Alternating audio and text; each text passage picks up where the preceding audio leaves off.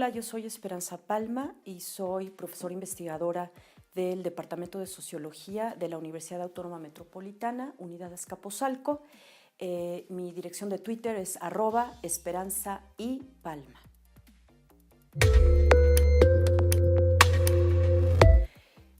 Esta es una pregunta que no admite un sí o un no. Primero hay que definir lo que son las reglas democráticas. Y yo creo que por quienes estudiamos partidos, lo que entendemos por democracia interna fundamentalmente tiene que ver con métodos inclusivos de la militancia y todos los miembros del partido a los procesos de toma de decisiones de la organización y en particular a los procesos de selección de candidaturas. Entonces, mientras más incluyente sea un método dentro de un partido para tomar las decisiones y para definir candidaturas, podemos decir que el método es más democrático y por lo tanto el partido tiene una vida interna más democrática. Ahora hay que tomar en cuenta que los partidos no solo se rigen por reglas formales, también tienen un conjunto de reglas informales. Porque en el PRI, por ejemplo, ha prevalecido mucho más la disciplina que algunas de las reglas escritas, mientras que en otros partidos, como el Partido Acción Nacional, pues hay una vida institucional mucho más consolidada, en donde en general las reglas internas y los métodos de selección y de decisión se respetan más. Entonces creo que hay que tomar en cuenta todo esto para llegar a una conclusión acerca de la vida democrática de los partidos.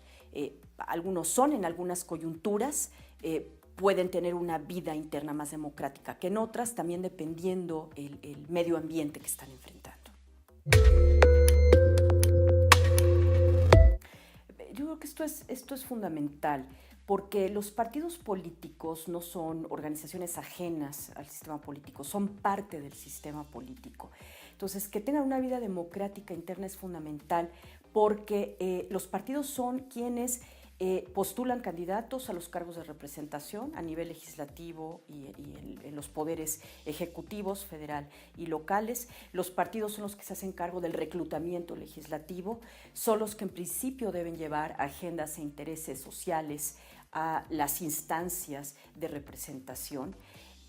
Son pues finalmente quienes canalizan y representan a la ciudadanía. Entonces, el hecho de que tengan una vida democrática o no es fundamental para el sistema político, en tanto son los mecanismos de representación.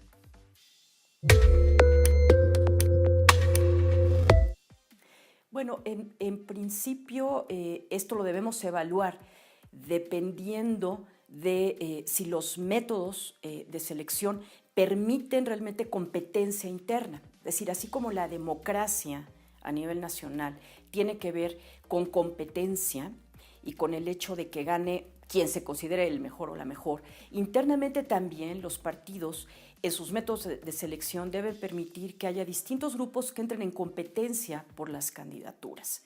Entonces, lo que podemos decir, por ejemplo, en el caso mexicano es que, digamos, algunos sí permiten la participación y que sean efectivos los derechos de la militancia y otros no tanto, depende de qué nivel. Lo que vemos ahora de cara al 2018 es que la selección de candidaturas, por ejemplo, para el Congreso federal o para el Congreso local, pues incluye una variedad de métodos. Por ejemplo, en Morena tenemos la tómbola, tenemos la encuesta o tenemos reuniones, asambleas para decidirlo.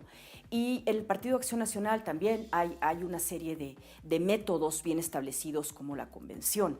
Entonces, en ese nivel yo diría que sí fomentan y permiten la participación. Ahora, lo que estamos viendo en relación a la candidatura presidencial es algo mucho más complejo. En primer lugar, porque tenemos coaliciones. Pero en segundo lugar, porque lo que sabemos es que va a ser una elección muy competitiva.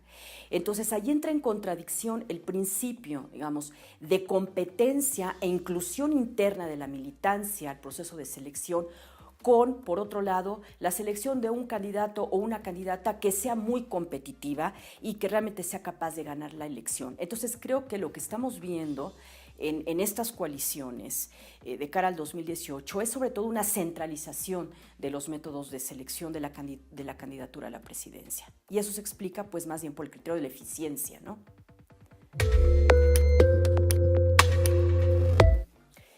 Yo creo que ahí hay un conjunto de ejes sobre los que debemos pensar. Uno es la transparencia en los recursos, por supuesto. Los partidos son entidades de interés público, reciben financiamiento público y creo que para fortalecerlos como organizaciones es muy importante que rindan cuentas y que nos expliquen claramente cómo están ejerciendo los recursos. También creo que es muy importante y se los podemos exigir en tanto entidades de interés público, que los partidos realmente establezcan y cumplan con un conjunto de reglas que permitan la competencia interna por las candidaturas y que permitan la intervención de la militancia en las decisiones. Porque si no, como decía hace un momento, los partidos dejan de ser realmente organismos de representación y que garanticen la participación y se vuelven como entidades dominadas por una oligarquía. Entonces debe realmente garantizarse la competencia interna. Y por otro lado hay un tema muy importante.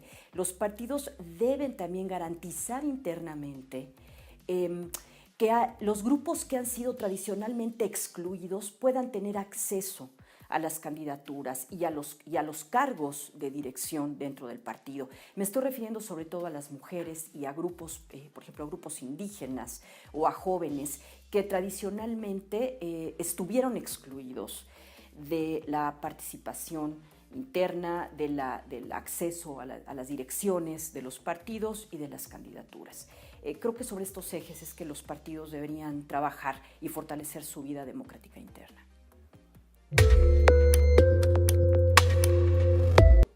Bueno, quisiera decir que es importante que revaloricemos el papel que los partidos políticos juegan dentro de todo el sistema político y en particular dentro del sistema de representación.